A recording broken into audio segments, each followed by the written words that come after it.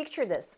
It's 10 p.m., your team's gone for the day, but you're still here answering emails, you're writing proposals, even double-checking drawings.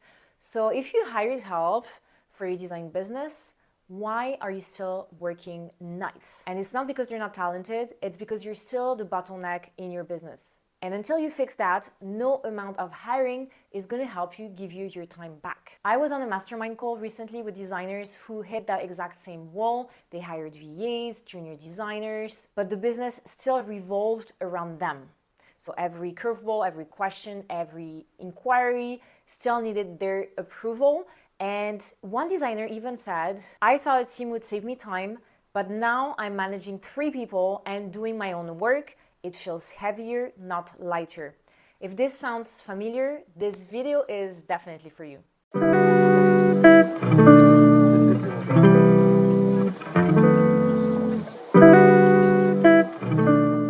So first of all, we have to talk about something important, is that right now you don't have a team, you just have extensions of yourself. If you're still the one defining every scope, setting every budget, and handling every client email, you don't have a team, you just have extra hands. A real team shouldn't be here to just execute your ideas, they should extend your leadership. And that only happens when your process and expectations live outside your head and not in it.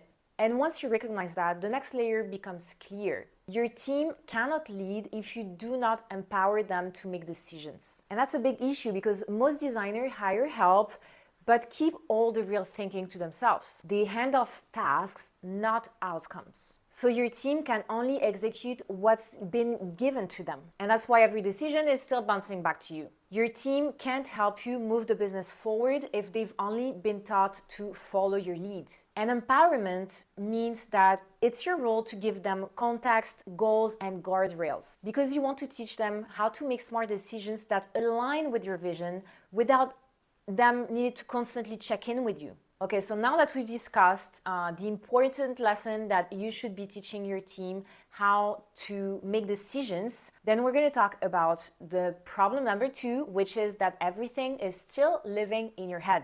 And I see this so often with some of my clients who are still struggling to delegate. All the information lives up here. It's not in a system that's easy, for you to share the information with your team. And therefore, there's still like a block that prevents you from actually delegating. And instead, you keep doing everything yourself, like all the important stuff that doesn't need to be done by you. If your system still lives in your emails or mental notes, you're the system. And that's why things stop moving when you have to step away, because no one has any idea of what done actually looks like for you. They have no set expectations, they have no process for how things should be done. And this is why I want to talk about, how do you fix this? First of all, you can just start small. You don't have to redo all your systems at once, but you have to start small. So for example, record a 5-minute screen share of how you want a proposal formatted, or how you want your sourcing schedules to be done. And start with the tasks that you actually plan on doing yourself. Just record your screen. It's going to be a step-by-step of how you are doing that task yourself, and then you can keep it in your library of SOPs, standard operating procedures, that then you can hand off to your team because they already know, they have the step-by-step.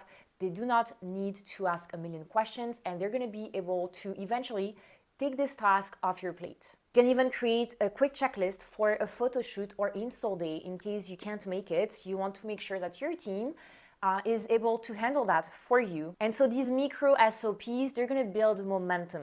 And it doesn't have to be a 200-page manual of how you do things. You just create little documents of how you do specific tasks, so your team starts to understand what your expectations are as well for doing specific things. And over time, these small assets are going to become your operating system. And they're going to actually free you up to lead the business instead of having to do everything yourself. The next part is about delegation itself.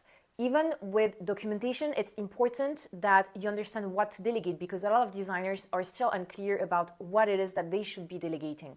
Quick side note here, this is exactly what we help designers solve in our 3-month program. We don't just talk strategy, we step into your business alongside you to rebuild your systems, your scoping and your pricing, and the delegation structure that is actually going to free you up. So if you are realizing that you may be the bottleneck in your business, just check out the description for more details on this 3 months program. It's called the Profitable Designer Method, and we're going to be tackling all of that inside it.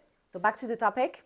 Most designers, as we said, delegate the doing but not the thinking. So you're not teaching your team to think and make decisions, you're just telling them what to do. So it's amazing that you're handing off drawings or sourcing, but you should set clear expectations, a clear outcome, a clear framework as to what you're looking for. For example, if you want to outsource a sourcing project and the team hasn't worked on the design, then you need to give them clear guidelines as to what the budget is, what maybe you have inspiration images that you want to share, if you have preferred vendors that you want to use. So you have to understand that they need context about the project, they need to understand the outcome, and you can still give them quite a bit of freedom as to what they can do, because you don't want them to just do something. You want to bring more value to the task that you are outsourcing, because that's how you're going to be able to elevate your business, by bringing on a few people that have different experiences, different skills, but as long as they are clear about the outcome that is expected, then they can start thinking, make decisions, and still create a project that is going to be in line with your vision. And what happens is that you're just going to review what has been done based on these clear guidelines, instead of having to redo everything yourself, which is absolutely something that we don't want to be doing. But once you start letting go of control, there's another bottleneck that always comes up, and it's your perfectionism. Because it kind of keeps you stuck into quality control mode. And most of the time, your team isn't wrong. They were just not given clear guidelines. And the fix isn't to redo it yourself. It's to get back to them, give clear feedback about why it is not working, and let them redo it. Because if you keep redoing it, and that's something I was doing a lot in my first year in business when I started hiring, is that I would just say, I'll just redo it myself. And the problem was that they never really understood what was wrong with the version they did, and they never improved. So the next time it would be the same thing, and then I would just think that this team member was not a good fit because they were never doing what I was expecting. But because they had skills, I never thought that it was important for me to set clear expectations as to what I was looking for. And once I understood this, that was the shift. It helped me be better at expressing what the important things that I was looking for were. And it helped them because they felt like they could talk to me with more ease. It was easier to communicate, and they understood the assignment better. And then they brought their creativity to the mix and their skills, which is the exact reason why I hired them in the first place, because they had skills that I didn't have. So by just giving them this clear framework, context, expectations, outcome, goals, then they were able to make decisions about the project, create something that was unique and that was still in line with my vision. So to wrap up, your team is not a bad fit. You just need to change the way you operate. Until you empower thinkers, you document your process, and you release your perfectionism, you're always going to feel like you are working as much as before, but now you're also paying a team. So you have to empower them to help you elevate this business and not just stand behind you. If this is hitting home, you're clear that you're still the bottleneck in your business, check out the description for more details on our 3-month program, the Profitable Designer Method. It's a high-touch, done-with-you experience where we step into your business alongside you. We're going to help you scope and price for profit.